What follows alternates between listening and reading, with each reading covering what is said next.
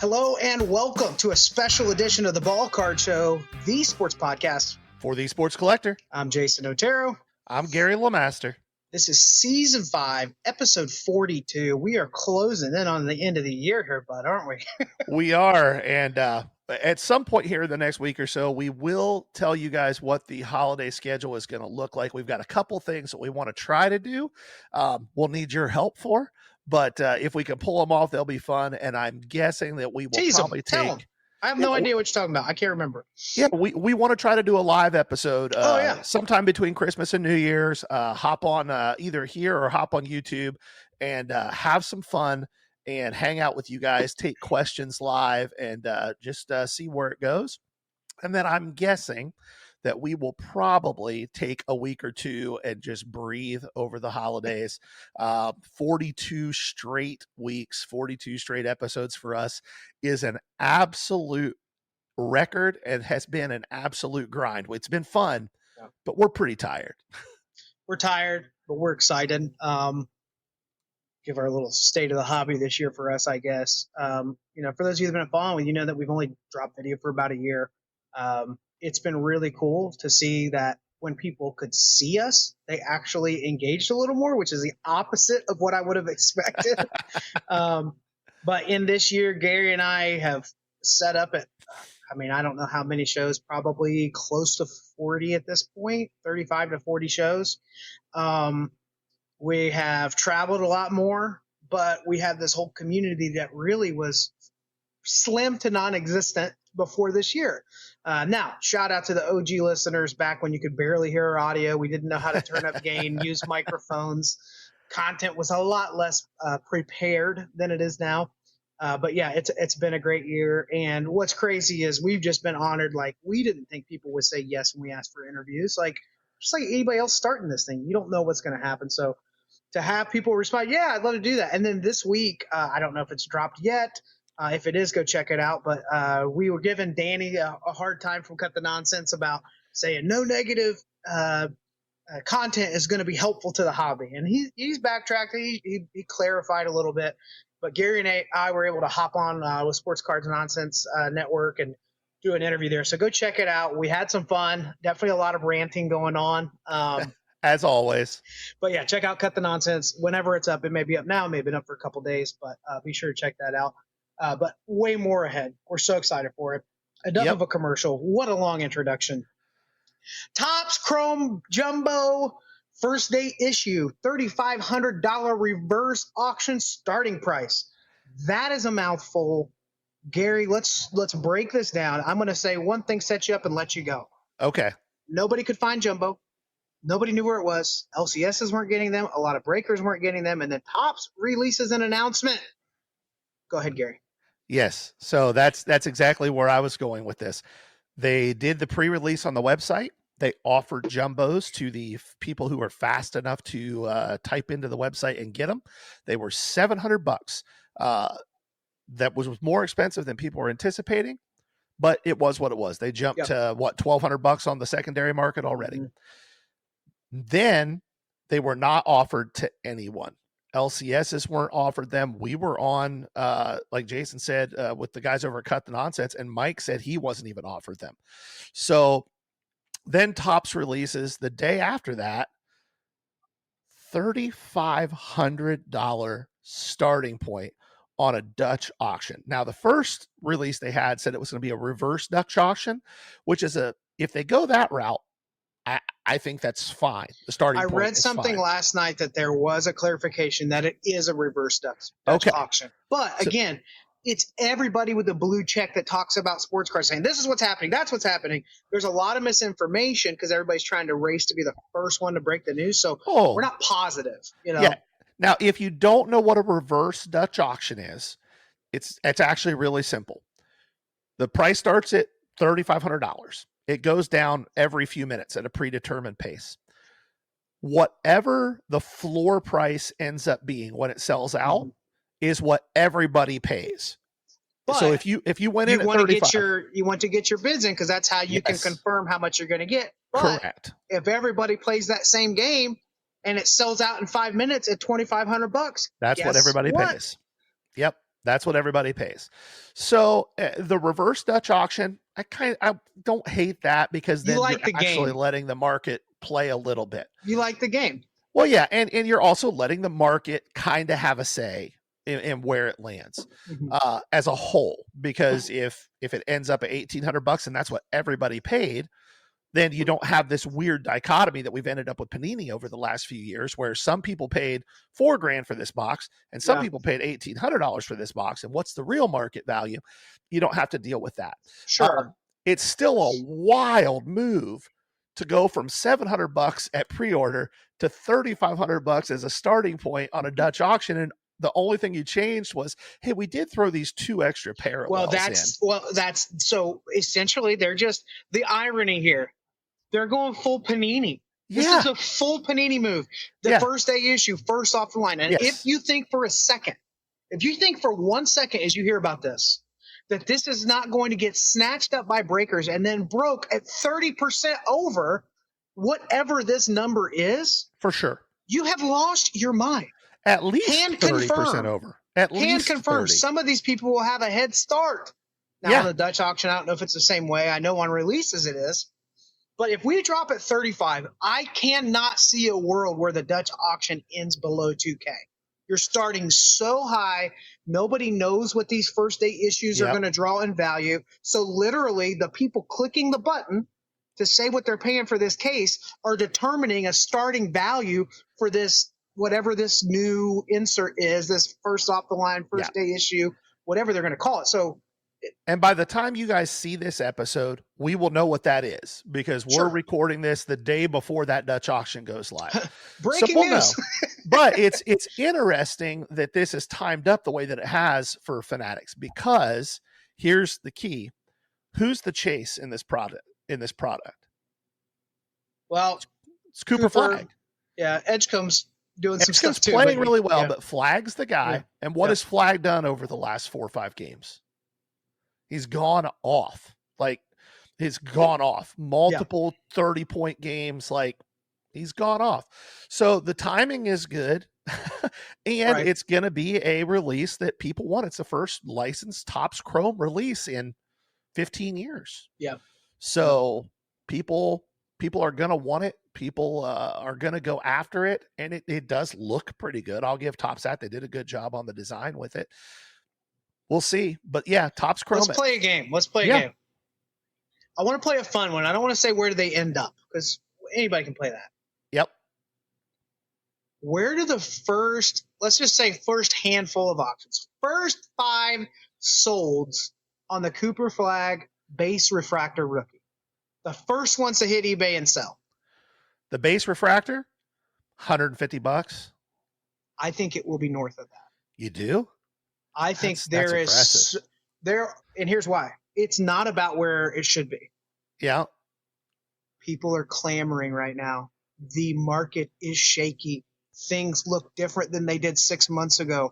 Breakers are not getting some of these SKUs they were expecting. You cannot tell me every single breaker was expecting this jumbo problem to be solved by now. They don't have it. Yeah. They don't have it. So their only option is to become a raving fanatic for fanatics. I'm serious. Now, here's the thing. I love Topps Chrome licensed basketball, football. I can't wait for it. Dynasty is going to be unbelievable. But the problem is, if we start crowning these cards at $250, $300, which I think it averages over 200 on the first, I think it's insane. Wow. It's not about where it should be. They have to cheer this on. You have to cheer this on. If you're seeing a little bit of softening in the market, you have got to pump something. And that's a place people are in that are forced to overpay for a product by choice. They're choosing to click that number. Yes, I want a case of those at that price. Yes, I'll have 5 more. And the only way they can do this without losing money is to charge more. So they're going to try to prop up the value wherever they can. And I think it's going to be hot. Now, here's the thing. Do you watch his workouts in the Olympics? Cooper Flag? Oh, yeah. He, as a 17-year-old, he was dominating NBA guys. Yeah. So I could say 150, 200. You guys are like, you're missing it. He's a generational talent. Tell us something we haven't heard 5 times every year when a product releases. Okay. That's time will tell. Time will tell. Unless you got Schiller whales all over like they do with the Trae Young cards, I have no business with those numbers, right? Probably the Yeah. most shielded player in the NBA. Whoever has that big section of the market is trying to get their money back, but maybe he's that guy. But I don't pay for the maybe as a singles dealer. So a lot of people do, and that's the scary part. It's to your point, and we're going to get into this later because, guys, little hint, it's been a minute. We've had a lot of interviews lately, but the value box is coming back today. Value box today, baby. Value box today. So we're going to get deeper into this in a little bit, but to Jason's point, it will never cease to be humorous to me how many people bring stuff like Jason's talking about to our table and are flabbergasted that we just aren't interested. Yeah. They're like, You're what right. do you mean? What do you mean you don't want this silver Drake May? I want it, but not at the price you want to sell it for. Like, but you can sell it fast. I don't know, maybe, but I can sell it fast if you want to sell it cheap. I don't care. If you want me to get top dollar on it. I'm gonna get way more excited if somebody brings that card, Sure. to my table. And you won't sell it fast. No, and I won't sell it fast, but I don't care. Yep. So, all right. So let's talk a little bit about, this is kind of becoming the elephant in the room in just about everybody's content in the last few weeks. What's happening to the market? Is there a market correction? The market is softening. Some shows don't have as many people. The high-end market is screaming, but ultra-modern quarterbacks that were rookies didn't do what they've done in the past. What do we do? And we just want to start off. We want to start off by acknowledging, stuff seems to be a little bit different right now. And in the short time I've been doing this is the third time. It's the third time in like 7 years. yep, that's pretty normal. So those of you that are nervous are the ones that paid way too strong, that believe that it's up and to the right. You did it with GameStop. You did it with some of those altcoins and crypto. You did it with if it's a Jordan, you got to buy it up because you're going to get paid on StockX, right? Right. And when the money moves to a new speculation, there's a lot of people left holding the bag. But it's not just that. It's been a weird year in this hobby for news. Now, we can't act like last year wasn't weird. Fanatics is scooping everything up. Panini's going under. There's a lawsuit back and forth. But this year, the part that's been so concerning to me as we look back is you got the Dr. Beckett interview, and then he doubles down. And the thing most concerning to me about that is just the nonchalant nature and the clear reality that there is a good old boys club of guys that have been doing this for each other. They've already known the auction houses that allow you to bid on your own cards. They're already familiar with state laws. And, well, this company can do it because they are allowed to do this. And whenever they can feed you that answer right away, just know a chunk of this market is being wildly manipulated. Well, and so people are going to leave because of that. That high-end market, to your point, over the last few weeks, we were talking to Mike Geo about this the other day, and he was talking about he had invested in some PSA 10 Bird Magic, Julius Erving, the Bird Magic rookie, the true. Right. So over $250,000 card, $350,000 card. And there were a few that were going off at $750. And he was like, I'm not touching that card at anywhere near that. Like, cause I don't have any faith that those are real numbers. Like, I heard a real good analogy from Card Clubhouse. Junk Wax Hero does, Mike does the weekly news. I follow that. Great content, by the way. He's not going to, I love that he doesn't try to be super animated with everything. He's like, here's what I'm seeing. This is cool. This is bull crap. Here's what happened this week. I guess they branched out. They've got a network. They're building some stuff out. And then his partner in that, I forgive me for forgetting the name of this moment, but he said, there are some just strikingly familiar parallels with the 2008 housing crisis. You have people that are winning quickly. They're immediately moving that equity to multiply this over more and more houses because houses are going up $10,000 a month over and over and over. And it works and it works and it works until it doesn't anymore because people cannot pay to play. People cannot afford a house. And when that happens and you're sitting on 10 houses, you have some decisions to make. And I think what is happening now isn't a full-blown crash. I'm not going to say it's the same as that. But I do think that's the same mindset. It's moving up and to the right. It's going to keep moving up and to the right. So I just need to go bigger, bigger, bigger, bigger. Yeah, 90% is fine because we're talking about a $5,000 card. Yeah, 90% is fine. 95, I'll pay 100%. This thing's going to go up 30%. Maybe. Well, let's talk about a specific card. And like Jason said, in the short period of time, relatively, that he's been heavily back into the hobby since right before COVID, so 5 or 6 years, he's seen 2 or 3 dips and dives in the market. In 2021, at the absolute peak of the COVID boom, which is the highest the sports card market has been in decades, PSA 10 Michael Jordan rookies were consistently doing over $1 million. What are they now? 250, 270. Still a big card. But if you paid 90% on that thinking you were getting a deal and you were just holding it, you got waxed. The guys who made money. Yeah, the guys who made money on that card are the guys who bought it for $5,000 in 2015 and held it till it went to $1 million. Now, here's the thing about this, and it's a lot like Bitcoin, okay? Any alternative investment class. There are going to be these. Sure. The key is 2 things. One, every dip, the floor at the bottom of that dip is usually higher than the last dip, right? So over time, like the stock market, sure, it continually moves up, even though there are these crazy wild rides in between. But what we want to get into today, and we're going to dive in depth to, is remember, every time there's a boom, there's a new wave of people coming in.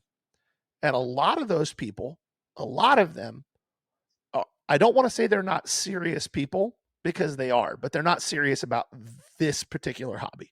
They're not serious about sports cards. They're not serious about TCG. What they're serious about. What do you mean by serious? I mean, they're not collectors. They're not here to be part of this hobby for the long term.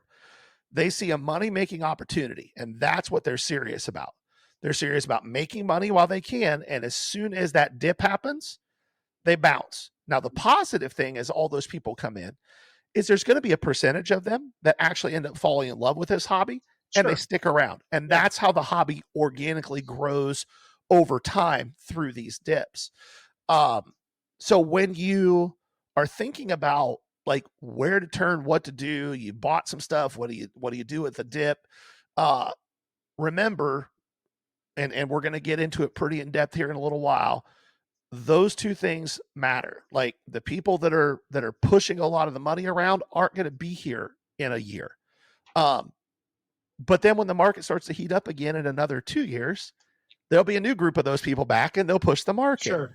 Yeah. And it's how you navigate those ups and downs if you plan to be here for a long term. And again, a lot of you that are watching this, a lot of our listeners, a lot of our viewers are people who are either full-time dealers like we are, or people who are at least part-time trying to make this a business. Right. Those things are really important to keep in mind as you navigate this. Yeah. So when we think about a market softening, let's talk about the things that we see that are indicators for us. And again, there are people in this space that have been doing this way longer than Gary and I combined.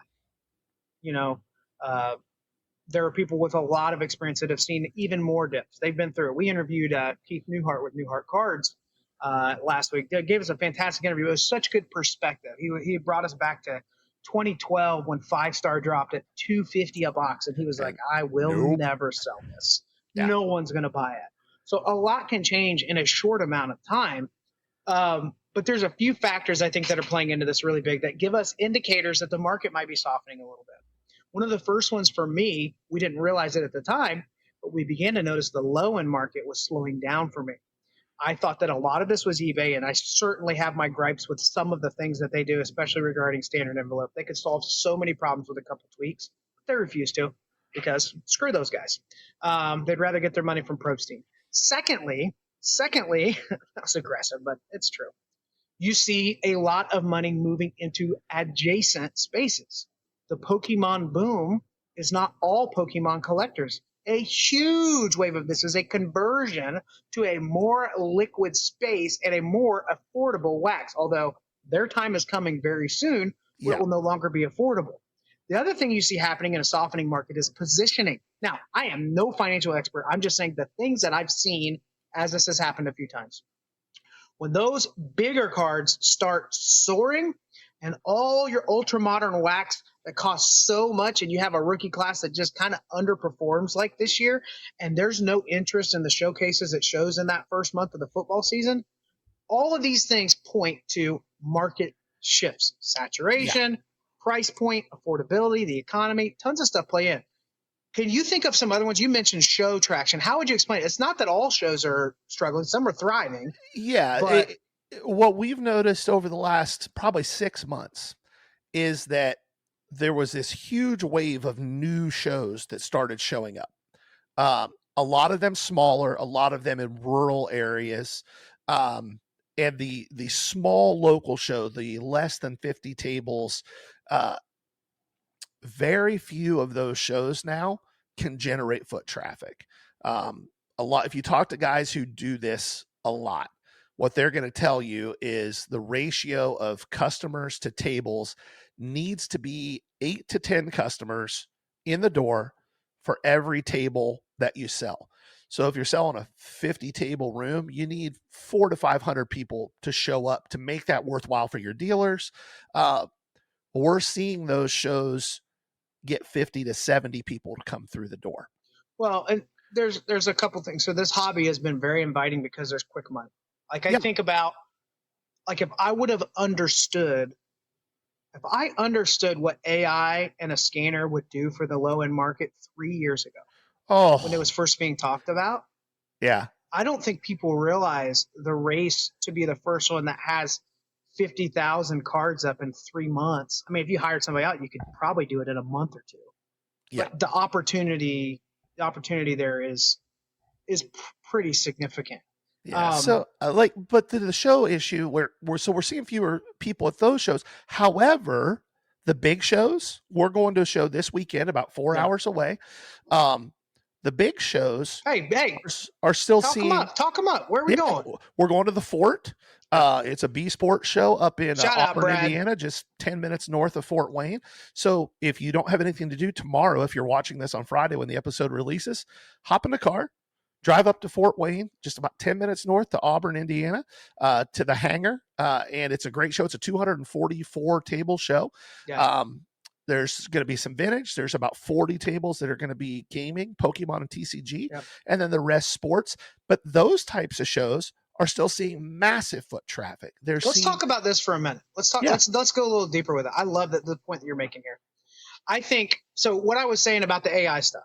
So because I wasn't an early adopter of that, I was still able to do it, but it's definitely getting a little bit more competitive. Your inventory has to be fresh.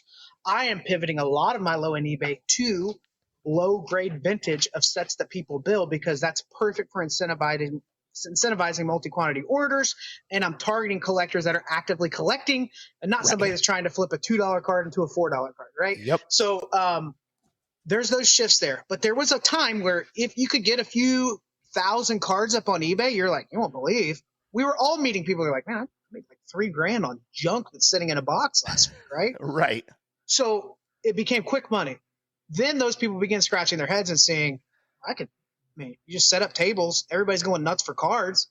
I can get a space for cheap. I can get a space tomorrow. I know somebody.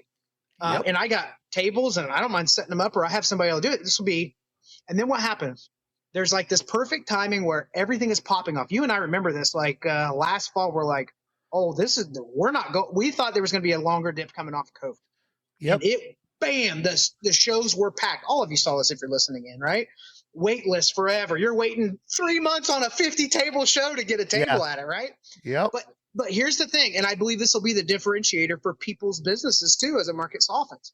The people unwilling to do the work it takes to be successful as a show promoter are going to lose money and quit doing it very soon. And to that I say, that is a healthy market correction. Yes. The dealers that have been buying cards at 90% and trying to sell them at 120%, do you realize what happens if PSA gets enough of that repack market and all of a sudden they say, I'd like another 5%. Let's do 85%. Do you realize what happens to the singles market and shows and dealers the moment 95% is now 85%? So I think There are people that will do just fine. There are people that will understand when a market's softening what to do.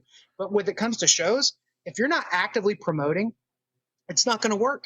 If you believe it is the dealer's job to promote your show, you have missed the point. Yeah. What are we paying you for? I'm not trying to be rude or mean. That's literally it.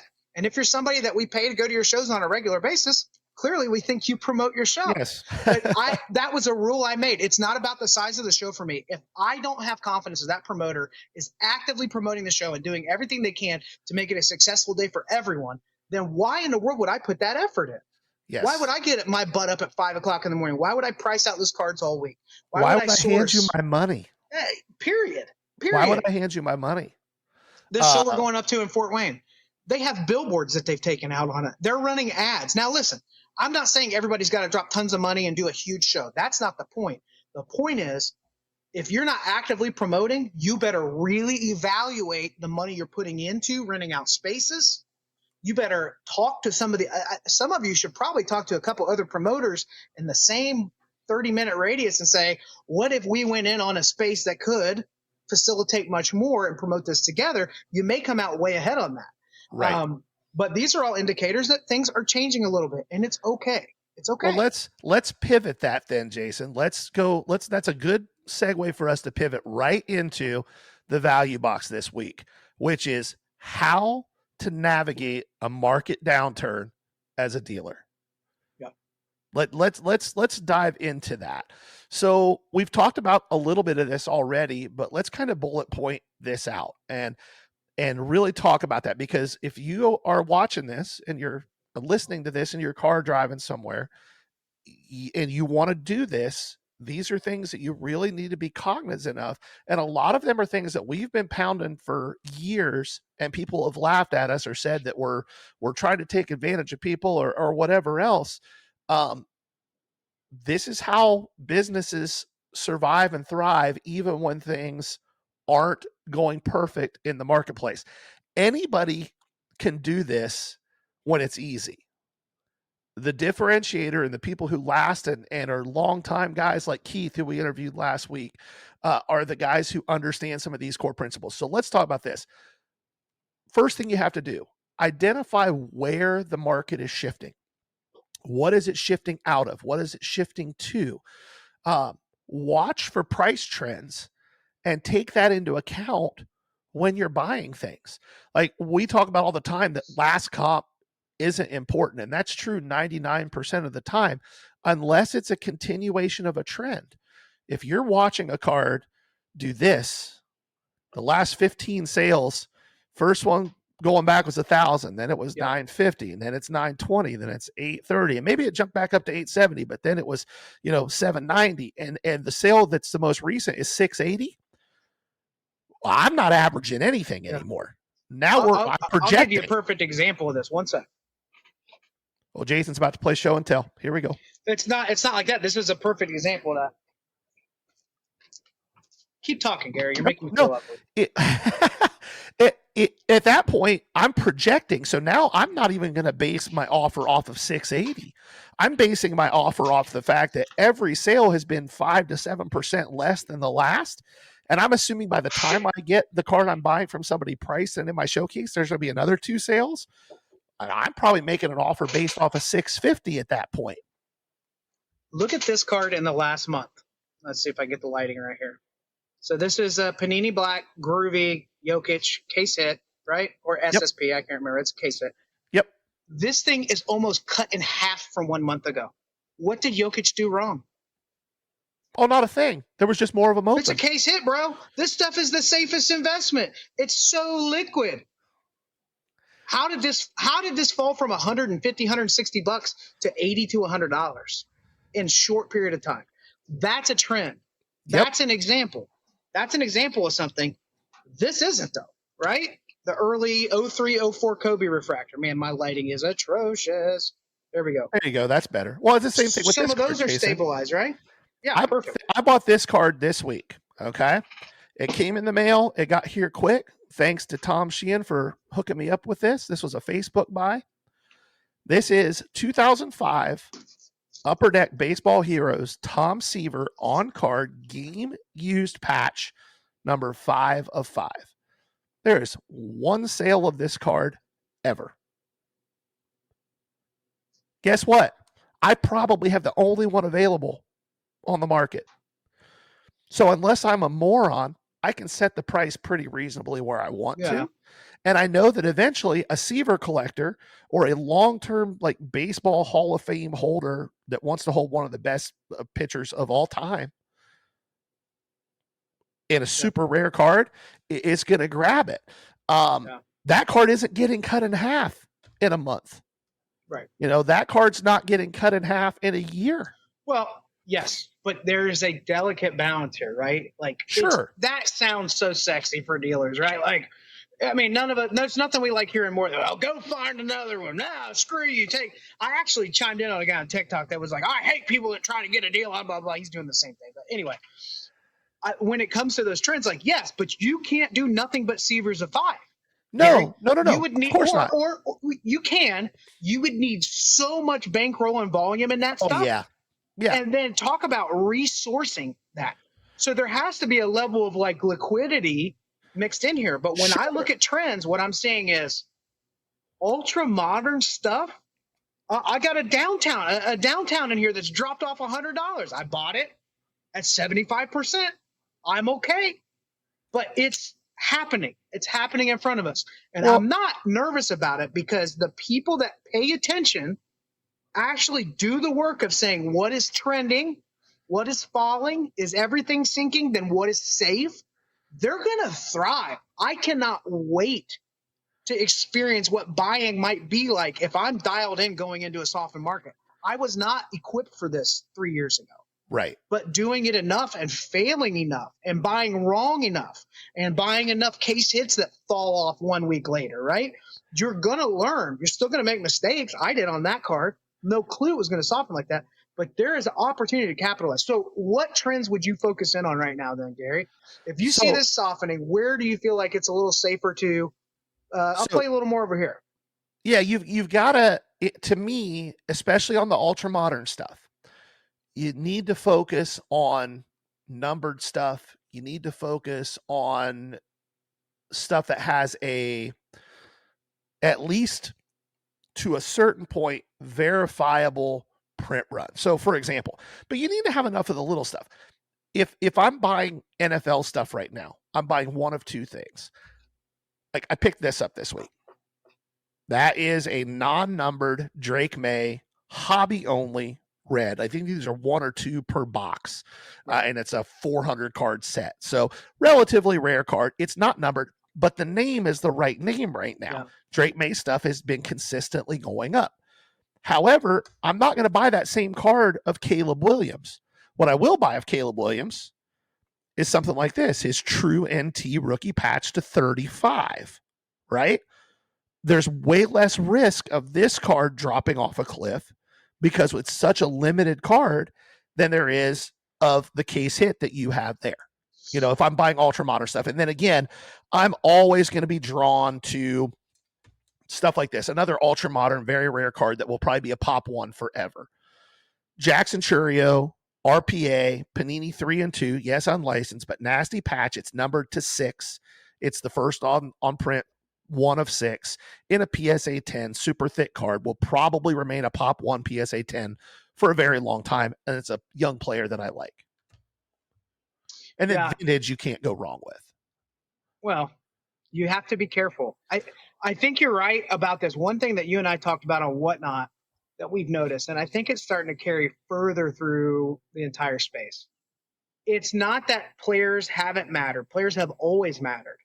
But when this case hit repack market popped off a year and a half ago, where it was like everybody knows a repacker they're selling to, it became more about the product hit and a little bit less about the player. Desmond Ritter downtown still do $100. Yes, but what were those doing a year and a half ago? Like it was like 2 years ago, downtowns are $400. It sat there a long time with those Donruss downtowns. Optics 6 to 8, and until they completely end their career, it would hang out around there. It shouldn't be like that. So there's some of these corrections that are healthy. case hit, but if it's a product there's a bajillion of, and a few people buy Jokic for 80, that's where it's at right now, or at least somewhere in between the two. Yeah. The player matters. Bucky Irving's somebody everybody goes nuts for. So like a little zebra case hit, it's the right player, it'll matter. But like you said, if I do this with the wrong back that doesn't have the hobby love, yeah, I might sit there a while unless I'm willing to give it on a discount. Well, and that goes to the next point here with navigating a market downturn as a dealer. Do not stretch from your comfort zone on big cards unless you already have a buyer in mind. You already kind of know where it's going to go, because you may end up parking a big chunk of your bankroll in your showcase for who knows how long. And it's a really important point. I've looked at 3 or 4 cards, and I'm going to be very transparent here. Jason and I always try to be very transparent. There are people that play this game that are rolling around with 6-figure bankrolls as guys who set up at shows as dealers. That ain't us. No. I'm usually liquid somewhere around 10 grand as far as cash position goes. And then I've got my inventory, which floats between 25 and 35 grand. Like, that's where I live. And I've looked at a few cards in the last couple of months that I thought were great buys. One of our friends had we interviewed him last week. Keith had a Shohei Ohtani, what was it? A ultraviolet red to 5 auto, on card auto in a PSA 9. Was a gorgeous card. I probably could have got it for 70-ish% of my liquid bankroll at the time, but I didn't know where it was going to go next. I didn't know who I was potentially going to sell it to. And if that had sat in my showcase for a month, I'd have been crippled. Right. And just a point of clarification here, because when we talk numbers, what I want to be careful with is we have people that are getting into this space that just write down a number. Let me clarify something for you. When he says he's carrying 10K liquid and 25 to 35K, that's with doing 4 shows a month, maybe 5. Yes. So it's a constant revolving door, and yes. he has to have enough margin that he completely lives off of that. So it has to be liquid enough. Yep. So that's the dance. Like, that's the only time I push back on you. When you hold up the receiver, yes, that's cool, but it is not the majority of what you're selling. So it matters that we're paying attention to there's liquidity, plenty, current trends. Of too. Yeah. There's even that's early. But just like the couple you held up, the Churio and some of those other ones, like the Caleb and all that. For example, on card Drake May rookie auto, PSA 9. Yeah.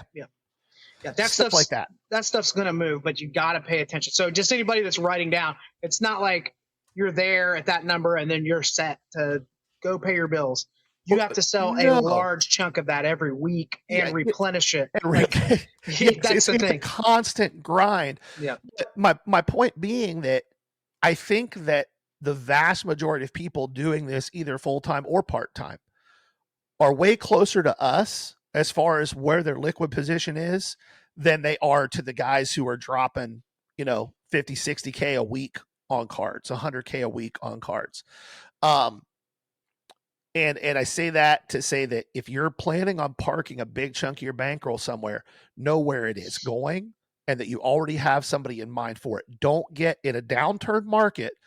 Do not get, serenaded by the allure of a really cool card that you think you can make money on to the detriment of your ability to actually continue to play the game. If you do that, make sure that it's on trend. I'll give an example of a card I don't normally buy, but I bought last month. Yep. Lamine Yamal, Topps Chrome, Japan, Blue Mojo to 75 rookie. Okay? Big the card. Cup is coming up. There's only a few names that I know. Only a few names anybody ever asked me about. That's the truth. Yep. In the Midwest, that's how it works. Unless you're a soccer guy, and then you have that stuff already.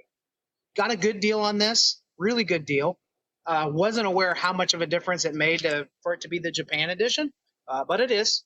But that's one where I'm willing to play that game on trend. There are comps over $500 on that card. I was in the 2s on that card because there's an 8 that went for a little less. Anything could happen. The market could soften going into the club. I mean, so sometimes you're like, I don't buy soccer. What's the number? Here's the number. Okay, I'll take a chance at it. Yeah. But this is even a risk. And there's people like, oh, that's less than 50%, blah, blah, blah. You're damn right it is. if I sell it there, if the market doesn't soften, yeah, that's a good one. But I wouldn't play a lot of those games, guys. I wouldn't chase too many trends. The World Cup's coming up. This guy's a big deal. I'm buying that card, right? Yeah. I probably would have paid a little stronger for this, but if somebody would have said 80%, I wouldn't do it. And I know some of you think that is so dumb, but if this market softens 10%, be honest. Look at your inventory right now if you're a dealer. If this market moves even 10%, which, by the way, not that much movement, 10% on a space like this, well, say another 10%. If you buy in this month and it's down 10% in January, are you screwed? And we've been saying it for over a year now. If you're just chasing case hits at 90%, this is in real time where you have to be careful. Yep. And one other thing we mentioned in that Cut the Nonsense interview, for the first time, we are starting to get pushback from repackers trying to squeeze a few more points after they do a deal, trying to question comps, questioning this format or that format of a comp. So they are feeling pressure or they would not be doing this. Right. There is a pressure now. Whatnot is actually watching their checklist. If you say you have a case hit that's worth X and it's nowhere close to that, guess what? You're in trouble now. So now they're working with real numbers. You can't just buy up a box and say, okay, let's double whatever this costs and make sure that we get paid after, employees and fees and all that, which is real. But if that's starting to happen, that's the first thing I would do, would say anything that I don't have more than a 10% margin on, unless it's a big card or a long hold, even with a big card being a special. Time to move it. That's up to you. It might be time to consider moving that. And the bigger question becomes then, if I've only been buying strong, how do I move into getting a better margin? What type of stuff should I avoid? Yep. What are the things in my showcase that are going to screw me over if this market dips? Make a mental note right now. Yeah. And save yourself the trouble. It's so important to recognize that when the market is moving down, your margins that you buy at matter more than ever. To Jason's point, if you've been paying 80 to 90% of stuff and the market drops 25 to 30% in a downturn, which is about what this market normally does in a downturn, you're dead. You're dead. If a card was worth $100 and you paid 85 for it and next week it's worth 70, you're dead. If you yes and no. I mean, let's be real. If you can sell it, you can move out and you have to buy right again. It's not like going to ruin you, but on scale over your whole showcase. If your whole showcase, that's my point. Because very few times when we're talking to people, and you know this, very few times are people paying 85 or 90% for one card. That's just their buying model. Right. Because that's the only way they think they can compete. They're wrong, but that's the only way they think they can compete.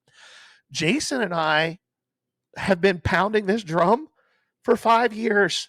And if you just found us this year on video, you've heard us pound this drum all year on this format. Tired of hearing it.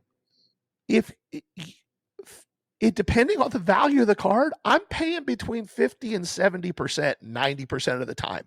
I'll pay up to 80% on something that I'm 100% sure is going to move really fast. Or, to Jason's point, for me, it's a card that I don't care to hold for 5 years. Otherwise, that's what I pay. If you don't want to sell to me at that, I got no problem with that. Yeah, there's different bands. You're being a little dramatic because you had a really good month of sourcing. But I like, let's be honest, 50% across the board scaling. You can't across the board. Hold on, Gary. I didn't say across the board. Well, that is important because you're implying it. I'm not meaning to imply it. But when you said it.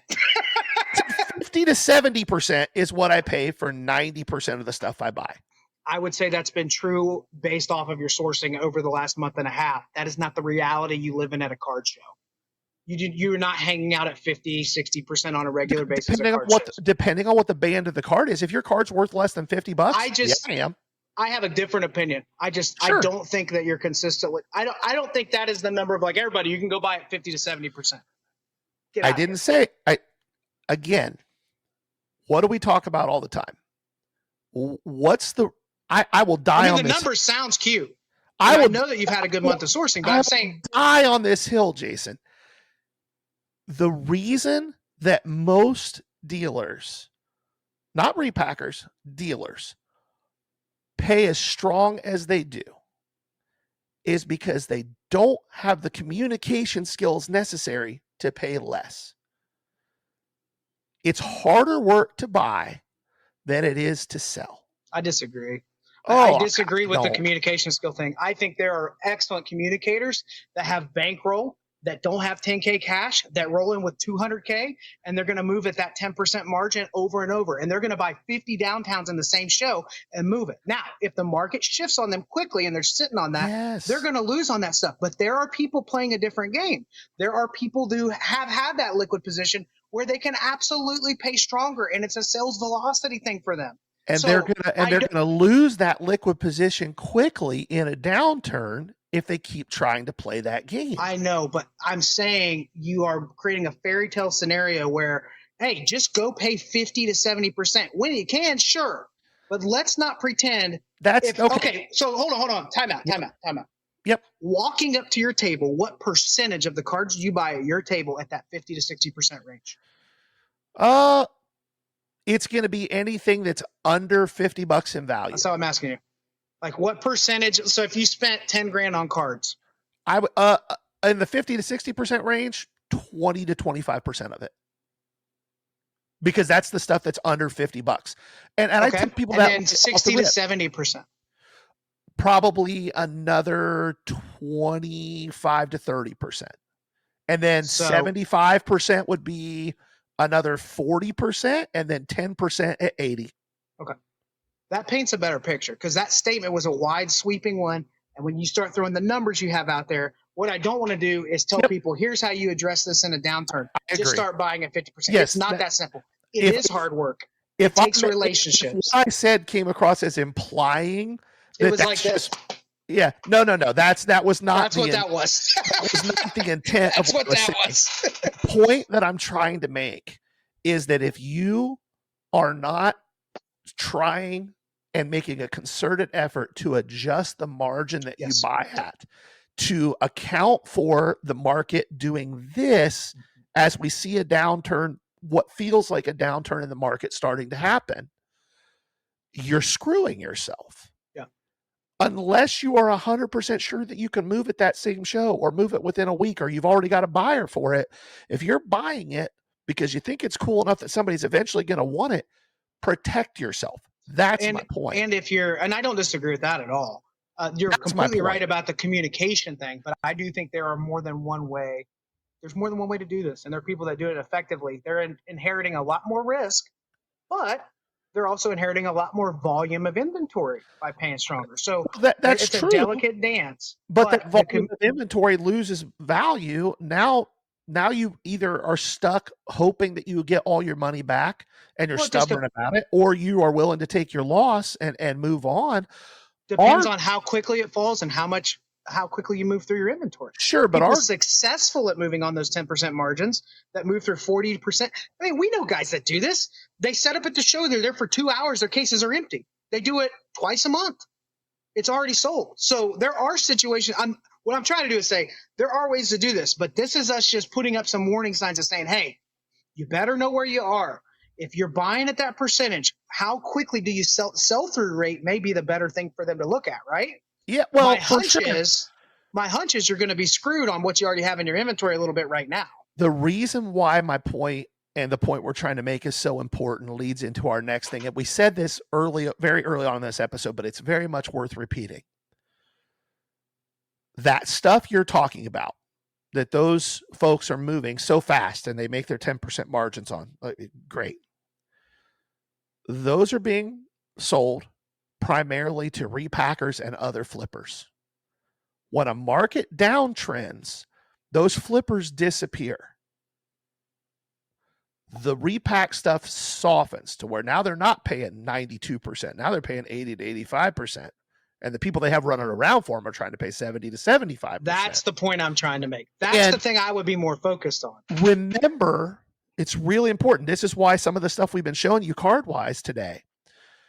When those flippers disappear, what's left are the actual collectors. And I have, with maybe one or two exceptions, in all the years I've been doing this, with maybe one or two exceptions, have I sold a big case hit or something that's considered super liquid to a collector. So you need to have inventory that collectors want. I have a lot of regular customers who are collectors. I'm throwing a flag on that one. Go ahead. Throwing a flag on that one. I'm there going are to disagree. people that collect downtowns. There are people that collect whatever the new shiny thing is of their favorite players and who's hot in the market. Collecting does not have to be what we love. No, I don't. Does not have to be this Marshawn Lynch Letterman rookie patch, right? No, I agree with you. There's no sales of it, but it's been in my showcase for 4 or 5 months, right? I don't disagree with the fact that people do. Let me finish my thought. I don't think there's guys waiting to come out of the woodwork when the margins change for this stuff. I don't think there's like a excess of collectors out there. No, that's not what I'm saying. Okay. That's not what I said at all. What I said was I have not sold a downtown or a Kaboom or something like that because I know who my customers are. Like those always go to repackers out of my showcase. Always, with one or two exceptions in years of doing this. What I'm saying is that you need to have things in your showcase, in your inventory, that are more centered to a collector, right? The people who come to our tables, people that come to my table, and I think you would say the same thing. Correct me if I'm wrong. We have a lot of regulars who have a very specific niche that they collect. And if I have the stuff that they collect, they're going to buy it. They're not going to argue with my price tag. They're not going to pull their phone out and check a bunch of comps on it. They have a feel for what the market is for the things that they collect. And if it's priced right and they like it, they're going to buy it. Yep. My point is not that you need to fill your showcase with the stuff that you like as a dealer, or for me to fill the showcase with stuff that I like as a dealer. But you want to have the type of things that those customers who are going to be the ones left after the flippers move away want. I have several customers who collect 90s football. They'll buy any color, any player, whatever it is.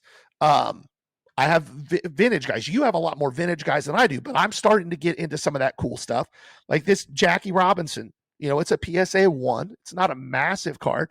This is not a card that somebody flipping cards is going to come through and buy.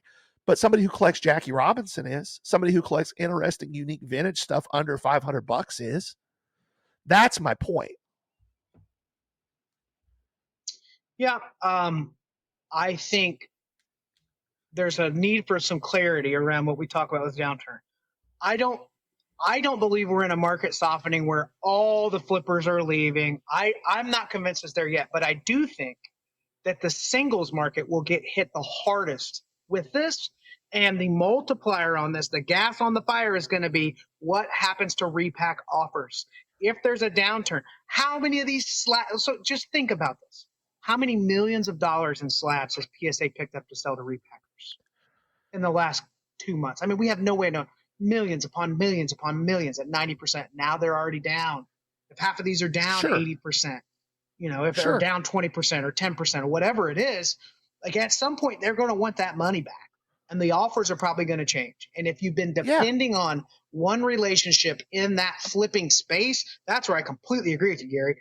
If you've been depending on that one repacker to make you whole every month, if you've been depending on that one buyback option, you need to diversify that a little bit and not have all of it in one spot, because it just takes a little bit of a shift in that for so much to change for your business.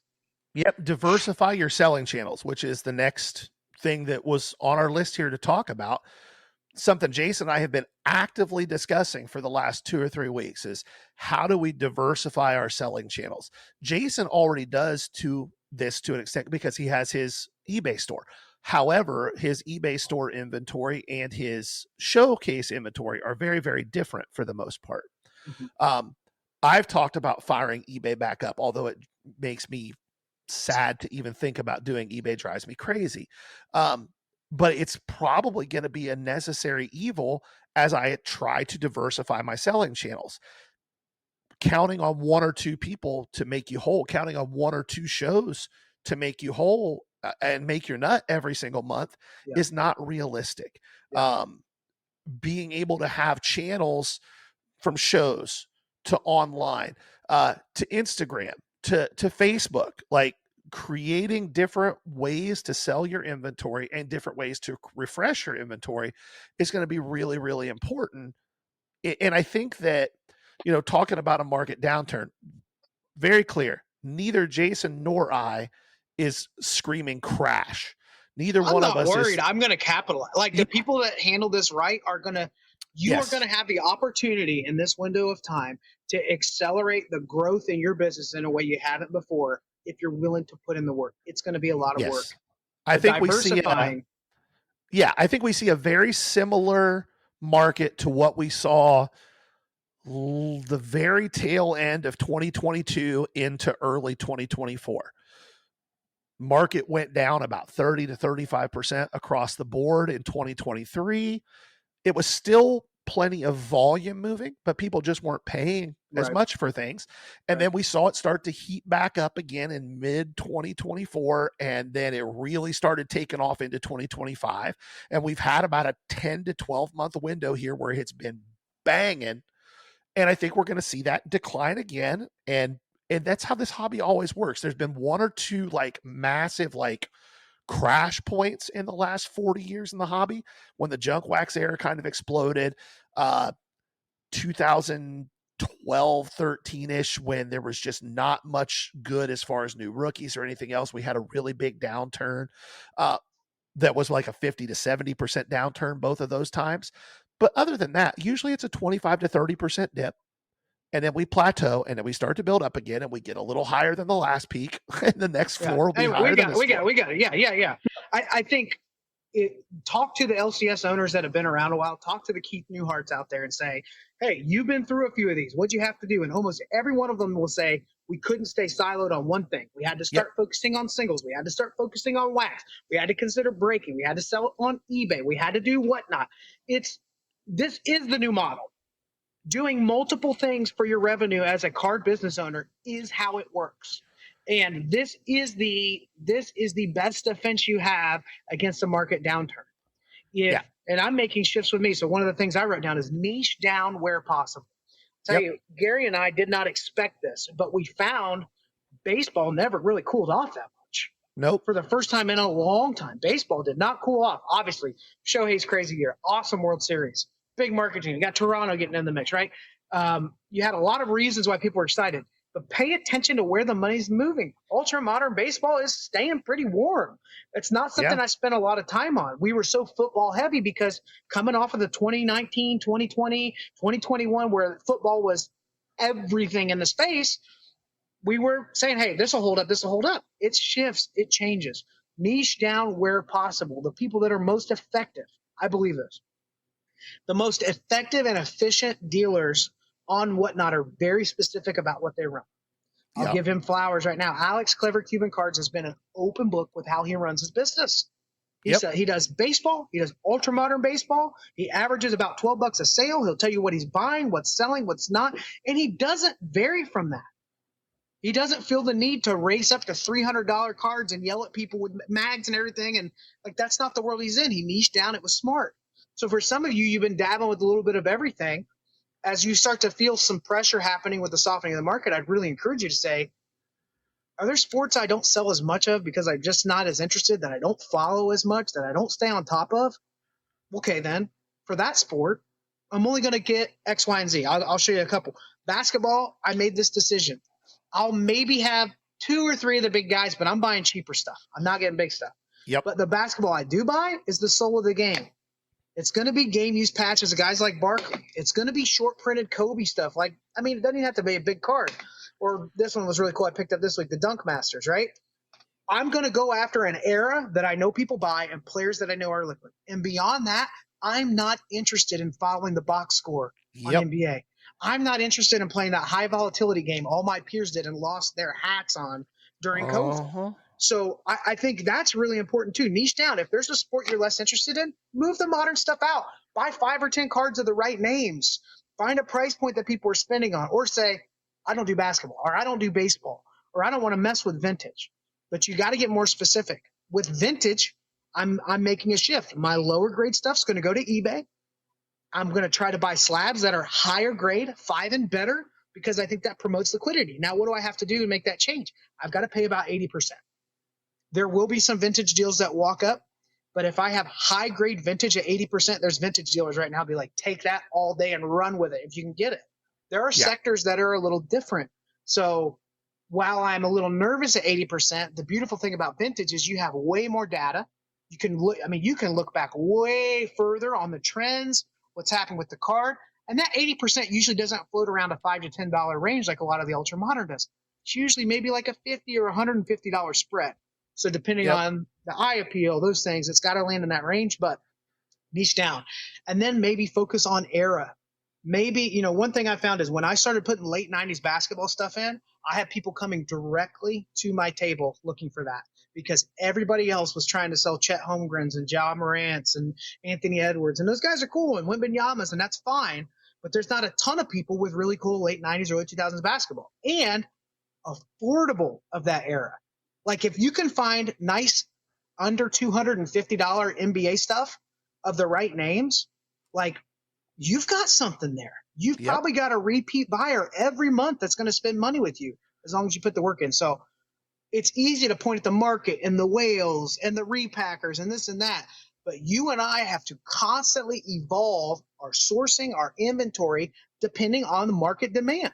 And so niching down, while it seems like it's going to be less effective because you have less to choose from, you'll find yourself far more focused and efficient by saying no to some things. Yeah, I think that's a really good point. I think one of the things that it's easy to fall into the trap of is to feel like you have to have something for everyone, right? Like you have to be Walmart at your sports card show. Yeah. Some of the most successful people in this business that I know are people who, like Jason said, are like, they're known for X and that's what they do. And they don't try to do anything else. And if you can do that and you're able to do it at a margin that makes sense, you can be very, very successful. One of the other points that Jason made that I wanted to just reiterate before we move on to these last couple points here in the value box is he said something that I want to make sure you understand. He was talking about spread, right? It's less real on ultra modern stuff, but when you're talking about like stuff that's mid-modern and vintage, and we say mid-modern, like 90s to mid 2000s, that mid-modern area and vintage stuff, guys who are retired, guys who aren't going to have new performances or blow an ACL out or anything like that. When you're buying, if you find stuff that has a really good spread, and by spread, what we mean is over the last 30 sales, there are sales as high as $500 and as low as $300, and not a lot of real outliers either way beyond that. And you can find a good example of that card and buy it right based on the bottom end of that spread or the bottom middle of that spread. You're really giving yourself a lot of flexibility. This would be a good example of that. Yeah, no, that's perfect. 1970. I'll just show the sticker. The camera's reversed, so I'm all messed up. 70 bench in a PSA 7, right? I'm stickered towards the top end of that. There are comps at 330, 350. I think there was one even higher than that. And there's comps at 250 to 275. But the presentation matters. Is it the newer slab? There's a lot of things to consider. Gordy Bonker really addressed this because I was like, so how does this work? Like if it's more centered, I should be at the top and the bottom. He said, you just have to be within the range, but then you have to be okay with the buyer saying, this looks more like the ones at the bottom end of this range, right? Yeah. And if you want to get in a tug of war over that, like that range can work both ways. So Gary's making a good point. Look at the range. Yeah, it may have a couple comps at 330, 350, but it's got comps at 260, 280. So it has to be a beautiful example of the card or one that you have a buyer that's been looking for and doesn't mind paying towards the top of market for it. Yep. So the next to last point here we want to make. And the last 2 points kind of go together, so I don't think we'll need to separate them out. I think the conversation will just kind of flow. One of the things Jason said a little bit ago, I don't know if you heard it because he was quick with it, is he's kind of excited for this downturn that we kind of feel coming. Because here's the reality. Anytime things get a little harder, lazy people quit. Anytime that buying gets a little harder or selling gets a little harder or it's a little tighter this week than next. And lazy people quit. And that leaves a huge opportunity if you're willing to put the work in, if you've prepared yourself, if you have the bankroll to do it, you can really put yourself in position to thrive when the market ticks back up again. Yeah, I agree. There's going to be a few potential opportunities. I think one of the first places people will move out of if this market softens is the low end. The low end is the most labor intensive side of this, unless you're just throwing things in a box, not marking them, and then make everybody else do the work of comping when they pull the card out, right? Yeah. If you're doing that, those guys aren't going to be around much longer anyway, No. Unless you just have loaded boxes and you're kind of giving stuff away. As that happens, I do think there'll be a little bit less competition. People on eBay are going to quit listing every day if it's that much work to keep the metrics up. And those of you that just never quit listing and shipping every day are going to thrive. You'll get a little bit of opportunity there. There'll also be people moving out of value box stuff. You'll have opportunities to buy more full boxes. As people niche down, they just want to get their parked cash out. So I think there'll be some good buying opportunities there. More collections are going to be available of this ultra modern stuff in the last few years. SGC 9.5s. I haven't heard too many people talk about it. But at the point where there's a turnaround time that makes sense, where you're not going to lose a year of your life, it might make sense for you to crack and resub if you find some unique stuff. I'll give you an example of one I've got. It's a weird one. Frank Thomas Hope Diamond to 60 and a 9.5. This is an SGC 9.5 and a 10. That's quite a multiplier on that set. Oh, yeah. But there may be opportunities there. That's a lot more risky. That's not a game I play a lot. I don't have a ton of confidence in the consistency of PSA, but there will be opportunities there. But I think that balance of the liquid and the collectible is super important. Do you want to do a little show and tell here as we wrap up? I'll let you, if you have a follow-up there. No, I think that you nailed that. At the end of the day, guys, it's this simple. We want you to be successful. Sometimes we say things that may sound a little harsh or a little too direct. Nobody's ever accused me of being diplomatic. We want you to be successful. That's why we do this stuff. It's why we've leaned into the value box this year. It's why we've given you guys the blueprint that we've used to do what we do. Like it, dislike it, whatever. At least somebody's out here doing that for you and not trying to charge you a fee for it. But don't mistake a downturn in a market for something that you should panic over. Yeah. If you approach it the right way, if you're willing to make adjustments to the way you do business, there really is a world of opportunity that is about to be put in front of you if you're ready for it. That's how I would wrap that up, Jason. Yeah, go into show and tell. All right. So first thing I'm going to show is a few cards I purchased that are end user specific. So I showed you this Hope Diamond, Frank Thomas, that would go in that category. Marshawn Lynch rookie Letterman to 25. That's never sold. PSA 8 Pop 1. I'll probably price a little strong on that. There's no comp. Trying to figure out where that should be. Here's a nasty one. Hoist Gracie. I've mentioned this before. That's numbered to 8. Patch auto. Never sold. That's going to take a while to sell. Yep. But I have a hunch that when somebody's looking for this, they're going to see the value on that card. You can do it with Ultra Modern too. This is a great example. Topps Japan, Ellie De La Cruz, rookie auto to 25. Never sold. No comps. Only a couple comps on that whole set of autos to 25. But when somebody's looking for a unique Ellie piece that they're not going to find anywhere else, that Topps Japan would be perfect for them. This week I'm going to Fort Wayne. Here's a buyback 2001 Peyton Manning on-card auto numbered to 13. It's weird. You're not going to find a lot of comps on it. But somebody that collects Peyton is going to say, I've not seen that one. That one's a little bit unique. So those would be some examples of the collector end user type of stuff we talk about. You want to show a few years, and then we'll show some of the liquid modern. Yeah, I mean, I've throughout this episode, I've shown most of these, but I'll go a little bit more in depth with it. This was a really fun pickup. 1998 Bowman Chrome Hall of Famer Darrell Green. This is the golden anniversary parallel. It's numbered to 50. The card has never sold anywhere. Like, it's a ghost card. So, like, no recorded sales ever of the card. I showed you the more ultra modern version of something like that. The Jackson Churio PSA 10 RPA out of Panini 3 and 2. The Tom Seaver is just a ridiculously awesome card. You can see that patch, game used, on card, Hall of Fame auto. of what a lot of people consider the best righty of the modern era. I showed you the Jackie Robinson. Ultra modern wise, I guess this would fall into that too, although it's not super rare. It's just a very low pop. First year, Topps Chrome, Tom Brady. It's 2002, but it was his first year that Topps made cards of him in a PSA 10. Just the true, not a refractor, not anything. And it's all day a $700 to $800 card. When it comes to more liquid stuff, I'll show you a few of the things that I'll grab. I'll go after the names. That's kind of my filter. Ultra modern, what names are selling. Second filter, what price point makes sense, where if something moves up or down, I'm not getting hurt. That's a very important note for you to make if you're not doing that. Yep. So like stuff like this. Jackson Dart, rookie jumbo patch, right? This is numbered to what, 75? Yeah. Rookie, chunky patch. People are going nuts over the kid. I will get weird case hits that look cool, that slow people down, like the Garbage Pail Kids, Pool Holes. Now, this is one that, great example, this, like the Jokic, fell off hard. I just waited long enough. It was in a showcase at a dealer for quite a while, and I said, hey, I know this has been here a little bit. Are you interested in moving it if we can kind of establish a current value? Sure, no problem. Pick that up. And then these still happen at shows. Shohei Rookie 10 walks up to the table.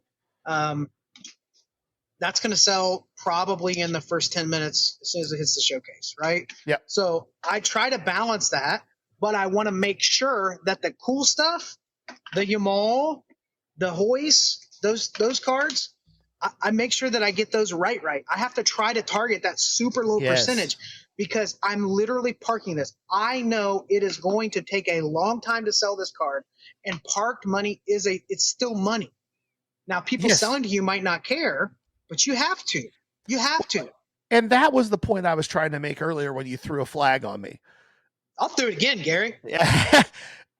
When I was looking for something to throw. When I'm buying those really unique things like Jason was talking about, like that Tom Seaver I just showed you guys, I have that conversation with people. When I say that a lot of dealers don't have the communication skills, that probably sounded really harsh. I know you didn't mean that, but that's how it sounded. Most people don't take the time to explain their reasoning when they're making offers to people. That's fair. I do. I tell people, hey, I think this card's probably worth $500, but it might take a year to sell. And if I'm going to park money for a year, I have to take into account what that money could do for me on more liquid things that will likely sell by the end of the show. And I have to take that into account when I'm making you an offer. If that works for you, let's talk. And if it doesn't, I totally understand. Now, not too many people. Don't try that. Don't try to do that with this card. No. Nobody. If you're listening, you try that crap with them. It's dishonest. It's disgenuine. 100%. You just lost the opportunity to buy from them for a lifetime. Yes, I guarantee it. And you're a jerk. That's dishonest. Yes, it's just 100%. dishonest. It has to be done in an ethical and honest way. But like I said, that Tom Seaver is a super cool card, but it legitimately might sit in my showcase for 6, 8, 10 months. I have a Tom Landry cut auto from 2009 Upper Deck Black. Still got that. Still got it. I've had it for 7 months. It's you super like looking cool. at it though, don't you?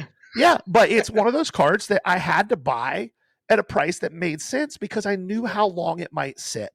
So that's the point. For the ultra modern, like super liquid stuff, for me, it's even a little bit more like Jason had like the non-numbered Otanis and stuff. This is a card I picked up this week. I would not have bought this card unless it was numbered. Xavier Worthy color match PSA 10. If that was a base PSA 10, would not have touched it with a 10-foot pole. Drake May, unlicensed, but on card auto. Yes, I'm going to buy that when it makes sense. Yeah. I showed you the Caleb Williams already. I showed you the Drake May. Like, names matter on the ultra modern stuff, the stuff that's hot right now. I will grab because I know it's going to be gone fast, but it has to fit into I'll give you my hot take. I'm going to give you a hot take. Oh, I think that now in this downturn, if stuff becomes more affordable, this is something I will be actively buying. Okay. So this is an example of it. Old school triple threads patch autos. Like this is a Freddie Freeman. It's auto numbered to 9. Yep. You might be surprised how low some of these comp out. And if there's a little bit of a downturn, I don't know exactly how much of a push into some of these products are going to go across all three sports. I don't know any of that. It's speculation. It is what it is. Yep. But that's something I'm interested in. The baseball market's hot. I'm only going to go after the right names. But filthy patch autos numbered to 9. Yep. Now, Of this likely gets Hall weird. of Famers. Yeah. This gets weird because if you know triple threads, it's like, well, that one said slugging percentage, but the one that said what yours said did 500, and this one did. So be conservative, but also think about there's a little bit of a mental shift. That is what I'm trying to encourage. Think about Yes. what could go right too. Yeah. What buys could I be making? Yeah. Plan for the worst, hope for the best. And also have a positive something going on. Like Gary and I have been putting away home field advantages like crazy. And they're and that And bet they're has still in started to value pay off. boxes. It's starting to pay off. Yep. So, guys, Hey, hopefully you found forgot some of this something. helpful. What did we forget? Well, I hope we found it helpful. But before we leave, I got to tell you what Uncle Terry did. Oh, yes. So apparently Jerome Bettis did not want his jersey from the Super Bowl to be cut up into a patch, and Uncle Terry was able to get him to do it. So we got to show everybody how he was able to pull that one off. He's crazy. You got it. Steelers won the Super Bowl in Detroit. It was damn mayhem down there. And Panini comes to me and says, Uncle Terry, we can't get access to Jerome Bettis. No matter what we do, we cannot find those jerseys. Can you get a hold of Jerome? And I said, well, let me see what I can do here. And everyone knows I know everyone in damn Detroit. So I called Jerome and I said, Bud, I'm gonna need some of that jersey. And he said, oh no. And I said, I know. Don't kill the messenger here, Bud. I'm just your uncle. I'm coming to you as family here. But Panini, old Panini, Bud, they need that jersey to cut up and give the fans in a card. And he said, Terry, I want you to personally deliver this to the Panini family and tell them this one comes from the heart and this one comes from Detroit. And I made that promise. I walked up to the Panini family, handed them the jerseys and said, cut 'em up as you will. This one comes from the heart. This one comes from Detroit. Look at that card. All right, guys, that wraps up this episode. Thanks so much for hanging out on our virtual snowed in Ohio. Yeah, we did get snowed in. Some snow. Yeah. For those of you that don't know, you can follow us on YouTube, socials at the Ballcard Show. A new episode drops every single Friday at noon. We are live on Whatnot at 4:30 p.m. every single Sunday. This is all Eastern time. And then watch pop-ups throughout the that's week. What I was we do gonna those say. sometimes. Yep. I did a pop-up this week. We'll be doing more of those, Gary and I individually. This has been the Ballcard Show, the esports podcast. For the Esports Collector. Bye now. Peace.